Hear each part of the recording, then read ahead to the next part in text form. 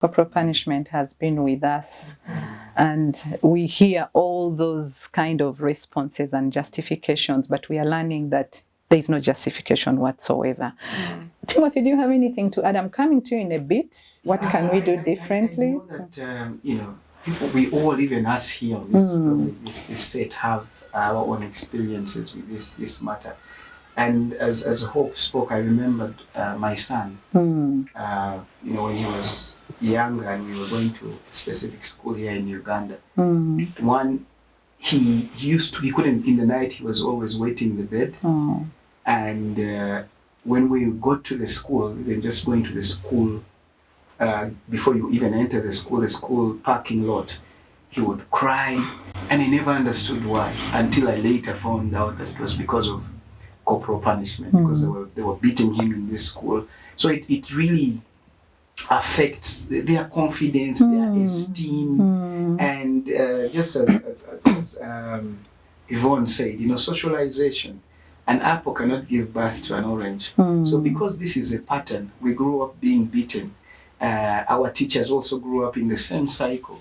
So they also replicate the same behavior. So we are all beating each other. Because we were beaten. We were beaten in our homes, we are beating each other. In school, we are beating each other. But it's not beneficial, as everyone has really well articulated. Sure. So just because something has been with us for a very long time doesn't make it right. When there is a whole lot of research around the consequences and how it is wrong. And hope we change culture. If culture is not working for us, if practice is not working, we change it. Exactly. Because we make the culture. Exactly. Okay. So Teacher Mariam, I'm going to come to you in a bit because I would like you to share a little bit of what can be done differently. Okay. I want you to help us understand. We are saying corporal punishment has all these consequences, and we actually believe. For as long as you have some children, you're responsible for, whether as a parent, as a teacher, as a caretaker, as an adult in a community, as a clergy somewhere. For as long as there are some children you're responsible for, we all have a responsibility to discipline these children. But that disciplining is now what really matters. We are not advocating for corporal punishment, but we are advocating for alternatives that at the end of the day, they are not straining the relationship, they are not causing any degree of harm, whether physical or emotional, but we are still able to get the results that we want. And so that concept is the concept we call positive discipline. So when I talk about positive discipline, it's about helping this child to have that discipline that comes from the heart. Instilling that kind of discipline, it doesn't just happen. You have to be intentional about it. So that discipline from the heart, that positive discipline, when we talk about it, we are usually talking about three things. That number one, you're using non-violent responses. And it does not matter what the child has done. For you as a parent, your alternatives that you will use will be non-violent. And we don't even say you're using non-violent punishments, because a punishment already has a negative connotation. So you're using non-violent responses. And these responses have to be fair and they have to be consistent. And also explain your expectations to this child. And the child should be very clear on the consequences. If I don't do this, this is what is going to happen. If I behave like this, we have agreed with the teacher, we have set rules, there are school rules and regulations, this is what will happen to me, so that even the child can self-regulate. So sometimes even when you've set those rules, there will still be misbehavior somewhere. So that misbehavior, you respond to it, but your response should be non-violent. Yeah, non-violent. And I know later we are going to give examples of these non-violent responses. The other thing also, when we are talking about positive discipline, we are talking about creating an environment where children learn from the values and standards nurtured or exposed to them or role modeled for them. So most times we think disciplining children is about, you stole sugar, let me cane you. You did this. But disciplining also means you know what to do from the onset. That when a child comes to your home, you tell them, okay, you've come to my home, you're spending your holiday with Auntie Hope, But in Auntie Hope's home, this is what we do. We don't do this, we don't do this, we don't do this. When you experience this problem, this is what you do. You're already disciplining this child. Our understanding of disciplining is usually more of response. But we need to understand that disciplining can also be preventive, so that you're helping this child not to do the wrong thing. If we really, if our teachers in the earlier times, or even our parents, or even us, if the focus had been on values, you know, then we wouldn't be dealing with the things we are dealing with now. We wouldn't be dealing with corruption, we wouldn't be dealing with all this violence and things we see. But the focus was on do it now the right way and not really understand the values. So disciplining is about also teaching children these values, but it's also about teaching children life skills. Children sometimes make mistakes because there are certain life skills they do not have. So when a child misbehaves, your intention should be to teach them a skill that can help them to make better choices by themselves. Teacher Mariam, I'm coming back to you. I'm wondering, as Yvonne is sharing all these things, a teacher out there or a parent out there is wondering, is it even possible? Is it doable?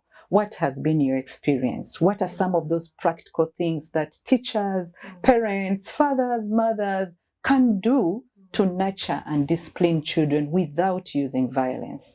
Okay. Thank you. Thank you, Hope. And you shouldn't get worried. Positive discipline is real, and it can produce very good results. We can make these learners stay in school without using corporal punishments. But of course, this does not mean that we should leave learners scot-free with all the indisciplines. But it needs to be, there must be critical study of each student. These learners behave differently. They are unique. And at a certain point, we would appreciate the most stubborn student for a slight improvement in discipline. But with corporal punishment, it always looks at compliance for all. Yes. Irrespective of the individual differences. So having looked at that, of course, we must have a group of disciplinarians. In schools, we normally have layers of discipline. We have the students' councils, we have the courts, we have the school disciplinary committee, we have discipline at board level. So there are very many alternatives that we have always opted for. And these ones have been divided up into layers. For example, there is a layer of minor day-to-day offenses. For example, in a home, what are some of these minor day-to-day offenses? In a school, what are some of these minor day-to-day offenses for senior 1 class, for senior 2? And then you have to handle these as a parent, because our intention is to make sure these learners do not drop out of school, but at the same time, correct the misbehavior. For example, we can think of alternatives that help learners know or reflect on what they did and how wrong it was. And these learners can be made to make a simple oral apology. And these learners apologize, especially the boys. You know, boys with their gender, they feel they are men and they cannot say sorry. When such a boy says sorry, then at a certain extent is meaning it, and he'll change. There are simple things like time out. I'm not letting you go for break because you have not done my work. And you do this to one person, the rest are learning. Things like withdrawal of privileges. You are the dormitory captain, for example, who is supposed to ensure sanity. But you are the captain who is sleeping and resisting people who are waking you up. What are you still doing on the committee? We need to withdraw that privilege, and then maybe that one can help you. Yes, and become it can teach you. It can teach others. It can teach others. Yes. I'm supposed to act. So you take away the badge, or you just tell them to step down? Is it forever? It can be for a month or 2 weeks, and then they can depending on the reinstated back. depending on the indiscipline issue. So that penalty can be there, but of course with the intention of improving discipline. Yeah? Then there could be these other grave offenses that are running out from the day to day. Someone is involving third parties. For example, they are destroying school property. For example, they are breaking locks of doors, they are jumping over the desks and breaking them up.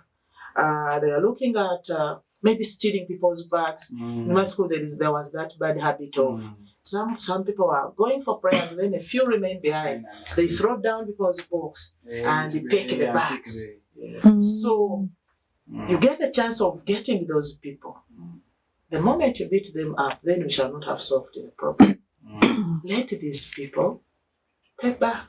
Let us value it for money, and then the money is paid back. Yeah? So that is reparation. So that means the parents have to be involved the parents in that case. Because at the end of it all, they're the ones to pay. But again, there is also this last resort for the extreme cases. What's not minor and what's grave.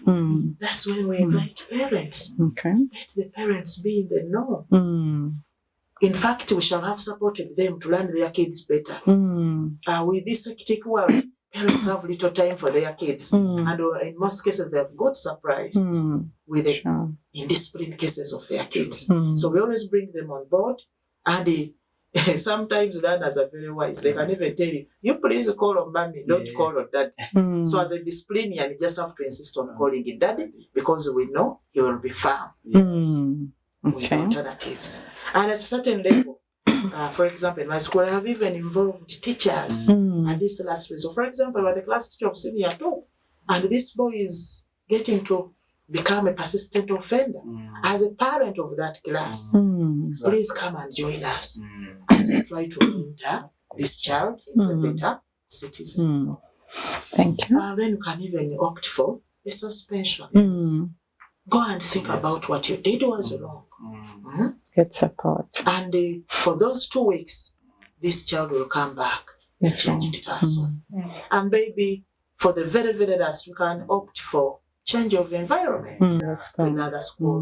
And the intention is to have you complete school. Thank you. Thank you, teacher. And there are principles that we follow. For example, this learner is not attending class. Why do you take her to the school garden? You look for an alternative that can help this learner write the work. Of course, with the support from other teachers, we can even request support from the peers. We can even seek support from the parents. So in other words, relevance. The option we are giving should be relevant to the offense committed. It should be intending to correct the misbehavior. It should be proportional to the age and the size. We have sickly children. Why do you take them through the hassle of sticks? We've seen learners faint after seeing a teacher on a duty moving around with a stick. What will happen if this girl is given 2 or 3? People's kids are sick. Others have gone through surgery. And you just come in the name of disciplining and hate.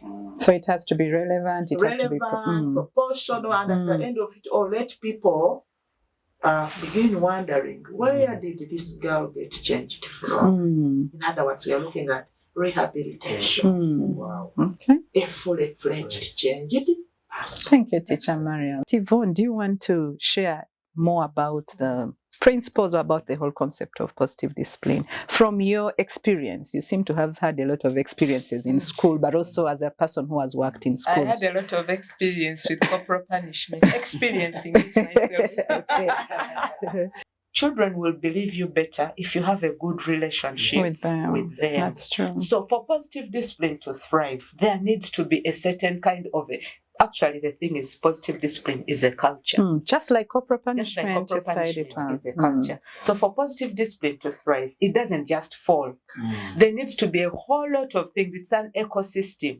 What is the relationship like between teachers and learners? What is the relationship like between peers? How are parents involved in the day-to-day running of the affairs of the school? Do the learners in this school have a voice? Is the school administration responsive? You know, are the school rules and regulations clear? Like all these things need to be working together so that this positive discipline thrives. So there needs to be a certain exemplify exactly you role model so that they are looking at you and then they believe, okay, if my teacher tells me to do this, it is coming from a place of they care for me. So it becomes a lot easier then for the child to listen, and then that is now when positive discipline works. The reason it's not working in some of our schools and homes is because we've not created a foundation for it. So we need to revisit the entire culture. There needs to be an overhaul if this discipline is going to work. Sure.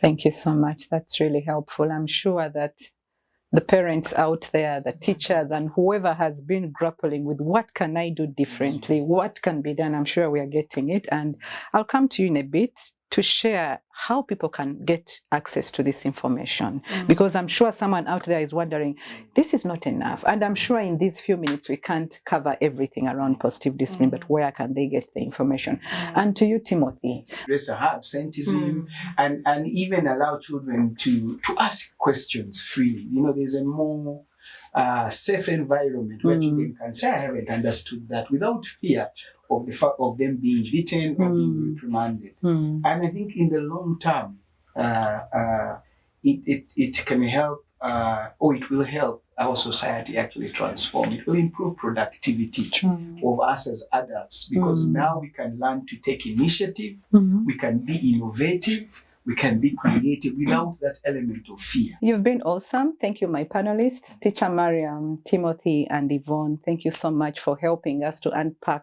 these concepts which we all relate to. I am sure we have learned, I've personally learned, much as I've been with you here, but I'm sure our audience has learned a lot. So to you, our dear audience, thank you so much for taking time to stay with us. I want to encourage you to continue checking in, because we're going to have more of this information coming in, more episodes of this coming in.